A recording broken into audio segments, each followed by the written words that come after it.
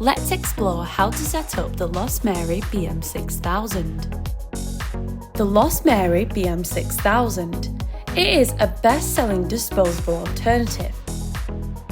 Each kit comes with one 2ml pre-fill pod and a 10ml refill container for up to 6,000 puffs of use. They are available separately from the kit in refill packs, allowing you to reuse the device again and again. The innovative kit features a 1000 mAh battery for long-lasting vaping sessions. Thanks to its front screen, you can monitor battery levels with a glance. How to set up the BM6000. When you receive your device, remove it from its packaging, including any bungs or protective stickers. Insert the 2ml pod into the top of the kit. Then slide the 10ml refill container into its side.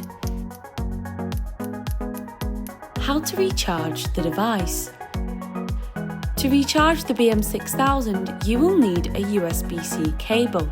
Simply insert it into its port for up to 40 minutes. Thanks for watching, and we hope you found this video useful. Make sure to like and subscribe to our channel.